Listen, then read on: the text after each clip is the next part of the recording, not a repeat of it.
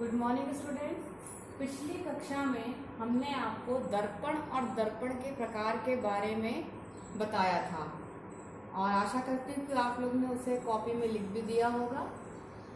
ठीक है, अब चलिए थोड़ा सा हम कुछ बिंदु पे प्रकाश डालें तो उसके आगे फिर उसके बाद हम सी और एफ के रिलेशन पे भी वो डेरिवेशन करेंगे। तो आइए जैसे देख लीजिए कि एक अवतल दर्पण है।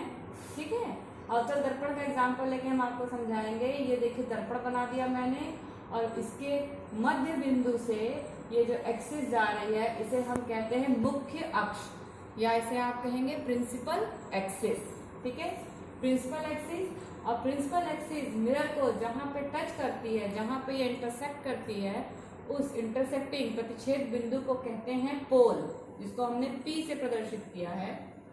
फिर देखिए इस पे एक है कैपिटल F, इसे हम कहते हैं फोकस बिंदु, और एक है कैपिटल C, इसे हम कहते हैं वक्रता केंद्र। ठीक है बेटा, अब देखिए P और F पोल और फोकस के बीच की दूरी को हम कहते हैं फोकस दूरी, स्मॉल f से इसको डिनोट किया जाता है।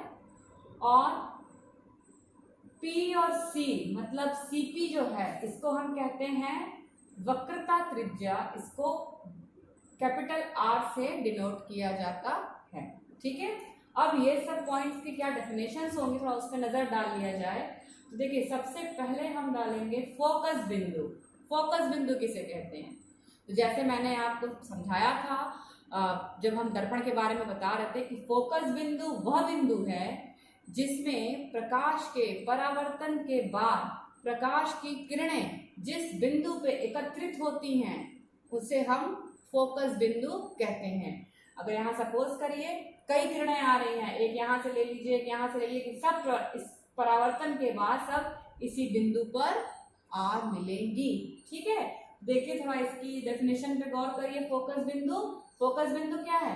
प्रकाश के परावर्तन के बाद प्रकाश जिस बिंदु पर एकत्रित होता है उसे फोकस बिंदु कहते हैं। ठीक है, इज इट क्लियर? अब देखिए फोकस बिंदु आपको मालूम चल गया। अब फोकल लेंथ क्या होती है, यहीं से आपको इसकी भी परिभाषा मिल जाएगी। ठीक, पोल और फोकस बिंदु के बीच की दूरी को फोकस दूरी कहते हैं, जिसे स्मॉल f से प्रदर्शित किया जाता है। ये हो गई आपकी फोकस दूरी की डेफिनेशन। ठीक है, अब आ जाइए, अब है हमारे पास कैपिटल C। कैपिटल C क्या है? वक्रता केंद्र। वक्रता केंद्र क्या है? मैंने आपको बताया था कि किसी कांच के गोले से जब एक टुकड़ा हम काट लेते हैं उसी को हम दर्पण कहते हैं, है ना, गोलीय दर्पण कहते हैं। उसकी एक सरफेस को आप पॉलिश कर देते हैं। तो जिस कांच के गोले से आपका दर्पण लिया गया है उस गोले का जो केंद्र होगा उसे हम कहेंगे वक्रता केंद्र, और उस गोले की जो त्रिज्या होगी उसे हम कहेंगे वक्रता त्रिज्या, जिसको हमने यहाँ R से प्रदर्शित किया है। R को आप और भी कह सकते हैं कि वक्रता केंद्र, और पोल की दूरी को हम वक्रता त्रिज्या कहते हैं। ठीक है, तो देखिए फोकस बिंदु की तो डेफिनेशन लिख गए। अब आगे CF की डेफिनेशन देखिए, हम यहां से देखते हैं।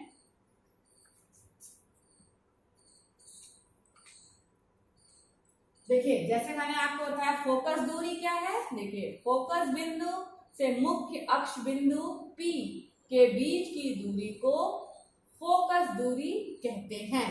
इसे हम स्मॉल f से प्रदर्शित करते हैं। देखिए मैंने यहाँ ब्रैकेट में स्मॉल f लिख दिया है। नेक्स्ट मैंने आपको बताया वक्रता केंद्र, इंग्लिश में इसे कहते हैं सेंटर ऑफ कर्वेचर। ठीक है, अब वक्रता केंद्र क्या है? यह वह केंद्र है जिस शीशे के गोले से आपका दर्पण लिया गया। ठीक है, उसका जो केंद्र होगा उसी को हम वक्रता केंद्र कहेंगे। देखिए डेफिनेशन, यह वह केंद्र है जिस शीशे के गोले से दर्पण काटा गया होगा, है ना, दर्पण काटा गया होगा, तो उसका जो केंद्र होगा वही यहाँ पे दर्पण का वक्रता केंद्र होगा। इंग्लिश में कहेंगे सेंटर ऑफ कर्वेचर। इसे हम कैपिटल C से डोनेट करते हैं। ठीक, अब आइए वक्रता त्रिज्या। सिंपल डेफिनेशन ये भी हो सकती है कि वक्रता केंद्र और P के बीच की दूरी को हम वक्रता त्रिज्या कहते हैं। इसे हम कैपिटल R से प्रदर्शित करते हैं। ठीक है, और इसकी एक डेफिनेशन ये भी हो सकती है कि जिस शीशे के गोले से आपका दर्पण काटा गया है उसकी जो त्रिज्या होगी वही दर्पण क्या वक्रता त्रिज्या होगी। ठीक है बेटा, ये हो गया। ये डेफिनेशन आप लिख लीजिए। अगर इसमें किसी तरह का भी आपको कोई समस्या आ रही है उन समस्याओं को आप ई लर्निंग ग्रुप में भेज सकते हैं। ये डेफिनेशन कॉपीज में लिख के आप मुझे दिखाइए। तो इसके बाद हम कैपिटल आर और एफ के बीच के संबंध का हम डेरिवेशन आपको अगली क्लास में बताएंगे।